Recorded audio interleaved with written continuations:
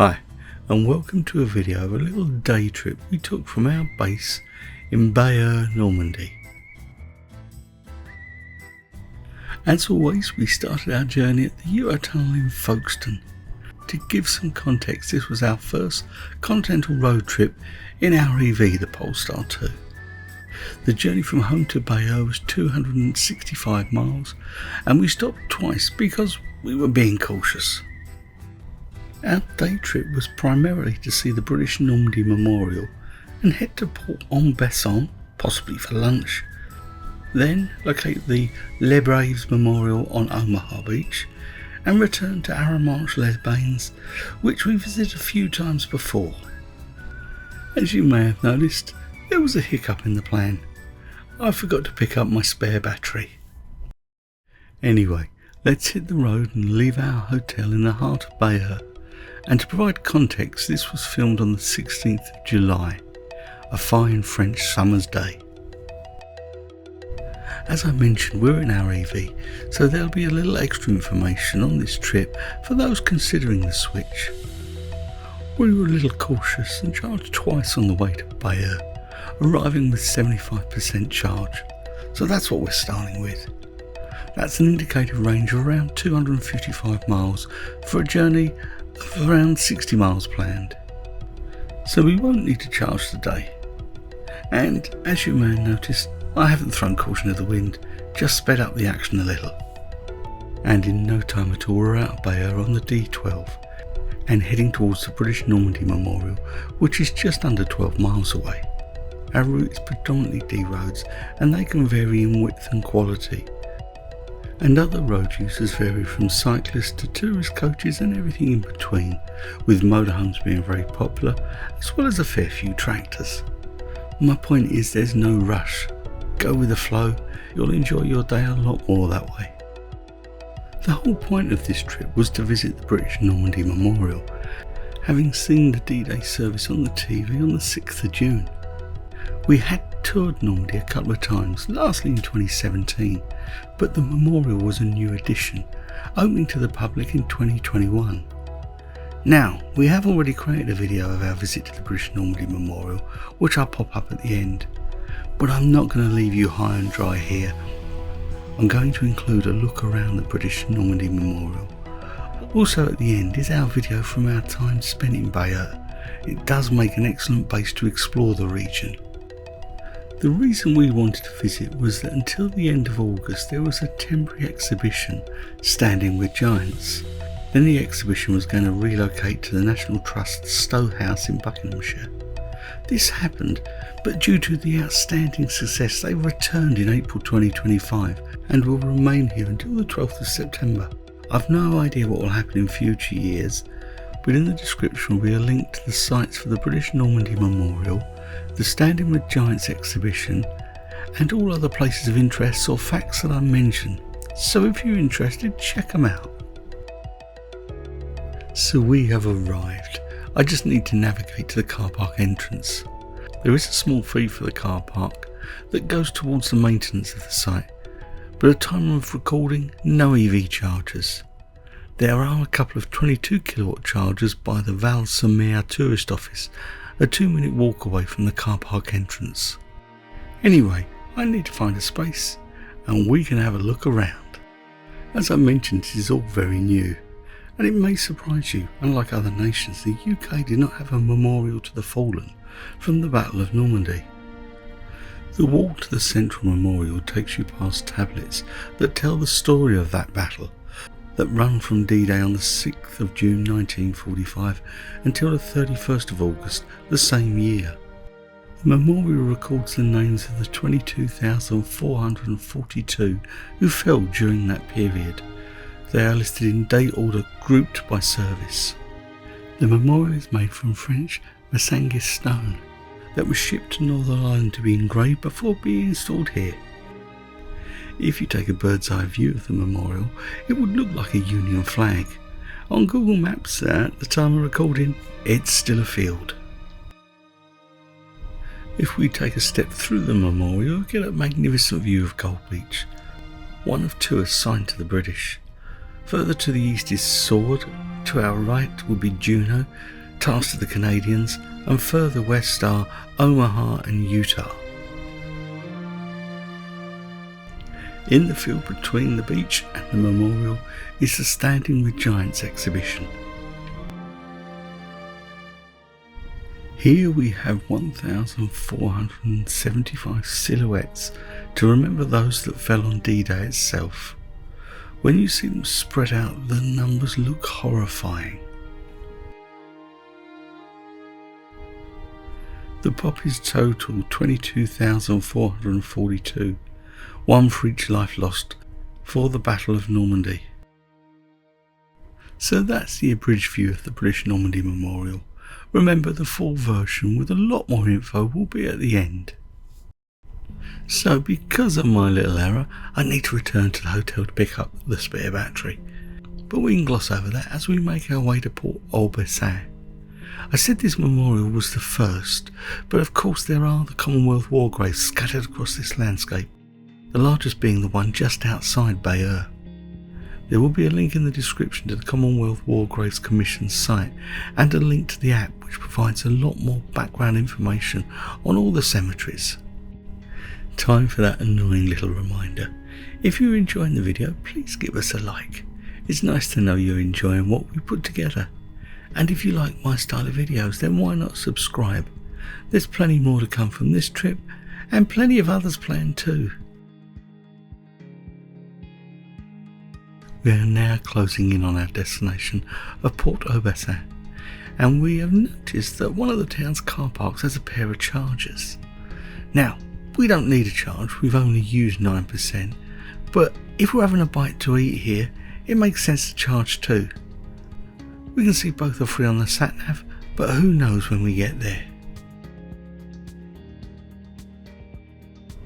It looks like our luck's in. So let's get plugged in and start exploring. We were going to lunch at Arromanche-les-Bains, but we know that's a little more touristy, so we thought we'd check out Port-au-Bessin. And I'm glad we did. Still steeped in history from the Battle of Normandy, but also a working port town, and it looks like the sun has come out at last. One little bit of trivia, the town was used in the 1962 World War II film The Longest Day, featuring John Wayne and Richard Burton. We're going to have a little wander around before finding somewhere to eat, but I think it's going to be seafood on the menu. It'd be rude not to.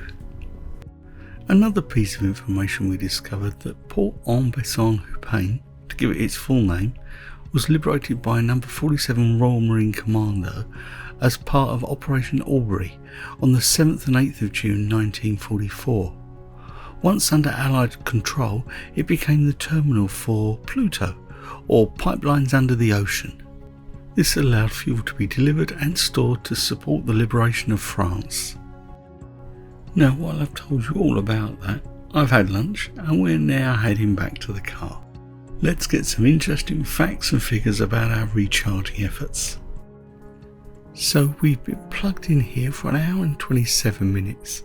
In that time, we've taken on board 15.8 kilowatt hours of energy at a cost of £6.62. We're now at 85%, more than we started the day with no real effort. To provide a little bit more context, that equates to £33 for a full tank, which at today's consumption levels would yield around 320 miles of range. It's worth noting that France is generally cheaper for its public charging than the UK. Now back to the route, and I'll put the e-vegan back in his box until the end of the video. We're heading to Les Braves, a striking monument on Omaha Beach near Bayeux. I discovered it while researching this trip and added it to the itinerary. I don't think I'd stepped on Omaha Beach before. We'd been to the Normandy American Cemetery, which sits above Omaha Beach, the one you'll recognise from the open and closing scenes of Saving Private Ryan, but we've never been down to its golden sands. The Les Braves monument is less than 2 miles away. Anyway, we're closing in. We're about a mile away, and it looks busy. I need to find somewhere to park. I suspect I won't be here too long, but who knows? And then Lady Luck smiles on us. and we find a marked bay by the side of the road. So here we are, Omaha Beach. Let's jump out and explore. The first monument, the Signals Monument, was inaugurated in 1950 and is dedicated to the heroism of the Allied forces who liberated Europe. But it's Le Bray's that has caught my eye, unveiled on the 6th of June 2004 on the 60th anniversary of the landings. Le Bray's consists of three elements: the wings of hope, rise freedom, and the wings of fraternity. I think it's a beautiful piece of art and I'm glad I've made the effort to see it. And yes, we were here for about 40 minutes. Now onwards to our final destination, Arromanche-les-Bains, and you'll see why I wanted to include this stop when we get there. To be honest, I'm doubling back on myself to a degree because it's only a short distance from Port-au-Bessin, but the order was my choice. If, like me, you're driving your own vehicle, I urge you to refresh yourself on the current rules and advice by using the RAC or AA websites. I got called out in 2018 where the national speed limit dropped from 90 km per hour to 80, and we know that sign doesn't have a number on it. I was surprised when I got a ticket for travelling at 88 when I generally use the cruise and set it to the speed limit. The important things are the high-vis vest, and they must be in the car, and the relatively new Crit Air Clean Air sticker. They cost under €5 and last the lifetime of the car. Then the requirement to have a breathalyzer in the car has been lifted. It's probably best not to drink if you're going to be driving. Anyway, I really hope you're enjoying our little drive through Normandy. Tomorrow will be another day as we make our way to our second and final destination on this 4-night break, Dives-sur-Mer. It's another slice of our shared history, and directly it's under 40 miles away. But our adventure will be around 110 and takes in some interesting locations, so don't miss that. Have you subscribed and hit that notification bell yet? And you won't want to miss our grand French trip. This trip is focused on Normandy and is only 682 miles. Our grand French trip is nearly 2,300 and sees us head to the French Riviera over 14 nights. We have 10 overnight stops and plenty to explore en route. The only problem is I expect the E-Vegan will return. He'll give you a breakdown of the costs, as I suspect he will do at the end of this. Anyway, I should focus on today and arriving at our next destination.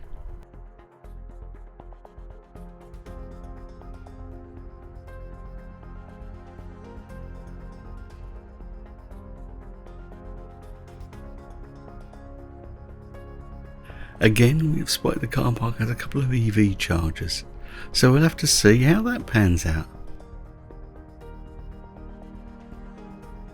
Are we going to get lucky? Looks this time we're not, but that's no issue. Let's get out and explore Arromanche-les-Bains. Today the town is a tourist hotspot, and that is because of its pivotal role in Operation Overlord, the Battle of Normandy. That history is evident on the beach today, and that's the remains of the artificial Mulberry Harbour, nicknamed Port Winston. This amazing feat of engineering allowed the creation of a deep water harbour that permitted the landing of troops and supplies. Port Winston had a sister on the American Omaha Beach. They were essential because the deep water ports of Le Havre and Dieppe were too well defended. These harbours were made up of pre-constructed caissons that were towed across the English Channel, anchored and sunk into place. These constructions were designed and built in secret to avoid alerting the Nazis to the plans for the D-Day landing. The amount of materials landed was astounding. I've lifted these from Wiki, but here goes. By the 12th of June 1944, more than 300,000 men, 54,000 vehicles and 104,000 tonnes of supplies had been landed. During the first 100 days of operation of the port, 2.5 million men, 500,000 vehicles and 4 million tonnes of material were landed. This is mind-blowing, all whilst at war. And on Arromanche Beach, you can inspect, interact, stand on these pieces of history. Had they failed in the initial phase, who knows what would have happened? The story could be very different. Now let's pop back into town, and you'll find history is not just limited to the Mulberry Harbour. Many other aspects of Operation Overlord are dotted around town, and of course there is the D-Day Landings Museum. This shiny new building greets us, inaugurated in 2023, and indeed the whole town appears to have been turned over to tourism. That's not a bad thing so long as the focus is on the sacrifices made, and I think it is. But I'm pleased we stopped in Port-au-Bessin for lunch. So our little trip has come to an end. I guess I need to let the vegan have his final say.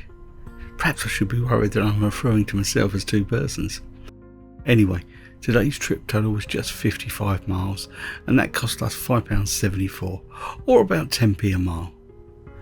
I hope you like what we're putting together and found it interesting. Thanks so much for watching.